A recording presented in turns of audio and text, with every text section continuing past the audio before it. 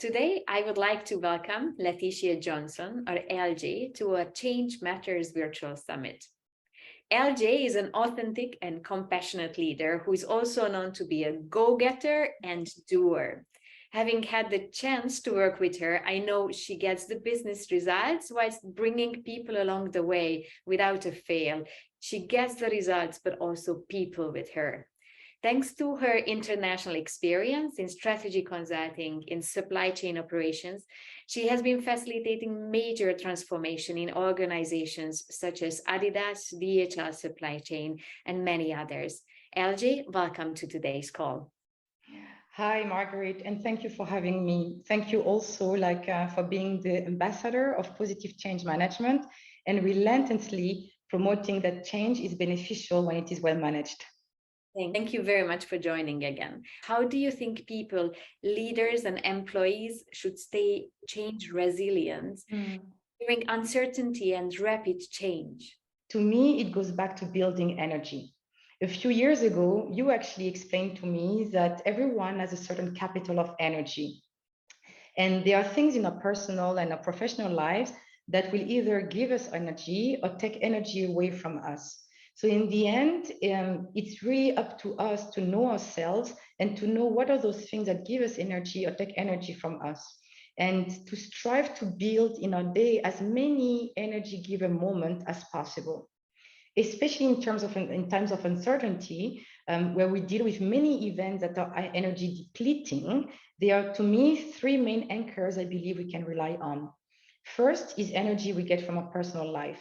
Talking about myself, I create a space in my day for things that I know fuel me with energy, such as blocking time to connect with being family, friends, or even colleagues, keeping time to learn, or simply blocking my Thursday nights for improvisation class. A second anchor is the vision. What I mean is being absolutely clear about the goal toward which we are working and the way we want to achieve it. So how we get to this goal as a team. And from that perspective, the vision becomes a point of stability in times of change where we can anchor when things around us are changing, where we have to deal with constant changes, being in strategy or in tactical priorities. So it's creating this stability in the environment of change. The third anchor is a team itself. Every individual of the team should feel that they can get energy from interacting with their peers. That can be through exchanging ideas, through using their peers as sparring partners when they are facing challenges, or sometimes only using their peers as a listening ear when they need to vent. And as leader, I believe my role is to facilitate and create time for the team to use the rest of their peers to get this energy. Would you tell me about a time when a very logical strategy was presented to you, yet you knew your company, your organization would not embrace? What did you do? Yes, I mean, my career so far is indeed, as you mentioned, be linked to major transformations. So yes, I did face a few times a situation of having a vision and knowing that it would bring change, but also observing that the organization was not ready for it. There is not one recipe for success to get through it, but a few learnings I took along the way. The first one, I call it find the right entry door. In change management, we call it creating the burning platform. And it's not here about flagging what is not working. What I'm trying to do rather is flagging the opportunity we have to better reach our corporate ambitions. For example, if we increase the maturity of our shop floor leaders in the warehouse, we will be able to create a virtual circle of continuous improvement on the shop floor, and through that, deliver on our cost targets. The second point that I take away with me is don't think that it's wrong to enter the door first and later let the other know about it. So I fell a few times into the trap of wanting to explain the vision of the change to his organization, get the blessing, and then get things in motion. If the organization is not ready, the risk with that is that you can have the change being shut down before it even starts. Lately, what I tried is the other way around. So basically getting the change in motion first, and then putting light onto it when I start having and collecting first victories. And again, depends on the situation, but I mean, I have to say, like this year, I tried it again and it worked much better. Now, when you try to do it that way, right, reverse. So first you drive the change, then you get more like of the organization behind you. There is one thing which is critical along the way. It's to secure credible allies in the organization. Those allies are people with a standing, people who get your vision, like the change you're trying to drive, and who are ready to pioneer it with you. And in such situation, your allies will become your sparring partner to co-design the change. And later on, they will become the credible voice of organization. And they will be able to basically diffuse those anecdotes that I observe our leaders sometimes get excited about. And this is when the top-down change then is being pushed through. Very interesting.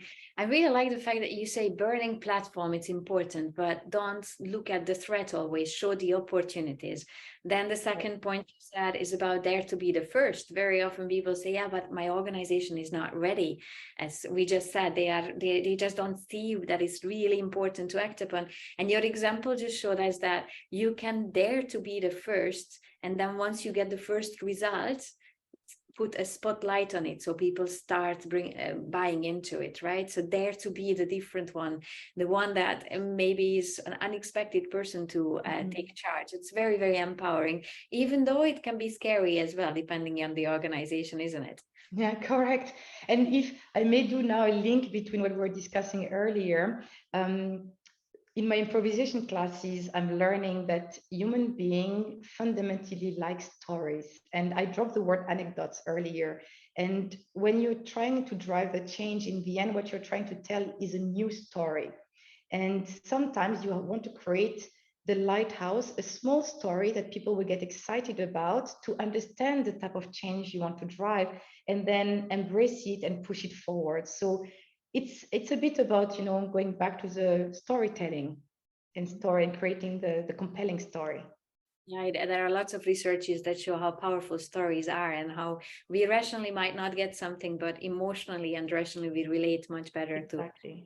this narrative storytelling. What can we be doing to help our people reach their potential during a change, even if there are setbacks and engagement issues? Sometimes the motivation is so low in your team or amongst your stakeholders that you need to acknowledge it. But what can we do to really energize them? Superpowers. I strongly believe that each and every one of us have their own superpowers. And knowing what our superpowers are gives us this blanket of confidence that we need to maneuver through the change. However, we're just not always fair to ourselves and we don't always realize what are our own superpowers. So, one exercise I recently did with my team was to have them hold the mirror for each other. Very simply, we gathered and everybody shared openly what the superpowers are that they observed in their peers. It felt like receiving gifts, like everybody gave gifts and everybody received gifts. And those gifts now are what we know we can use and fall back onto in times of change or setbacks. Would you give us a couple of examples of superpowers that are present in your team? Sure. I heard a range of superpowers that are critical to deliver the type of work we do, such as strategic and conceptual thinking, ability to structure chaos, influencing skill, data mining, problem solving, business acumen, or also like fast learner. You know, my team is very diverse in terms of gender, nationality, and professional background, hence a very large array of superpowers that were mentioned in this session. But we realize that there is something that we share across the team, and that is attitude, with superpowers such as ownership, can do attitude, courage, and humbleness. And as a last piece of today's virtual summit, what one advice would you give to other change leaders in a situation where they are managing multiple transformational initiatives like you do? What would that one piece of advice for your peers would be to stay on top of managing emotions, energies, and those superpowers? I think it would be you raised earlier the word like being selfish to block time for building your own energy level. I would say, yeah, do not be ashamed of having a healthy doses of selfishness, because this selfishness actually will pay back for not only for you as an individual, because you will build your energy level, but you bring that back into the organization. If you take the time for yourself to build your energy level, you will have the right mindset, you will have the right attitude and the bandwidth just to create the vision, to maneuver and guide the team through the change. So be there as the anchor for your team and for the rest of the organization. So being selfish pays back for others. Very, very interesting. And this method for this picture of an anchor is something that came up several times in our interview. And I think our viewers can walk away with this picture that change leaders like yourself, you are anchors who need to make sure that take time for themselves as well, are properly selfish to make sure their energy levels are up so they can help the organization, its vision, and the teams really perform at their best.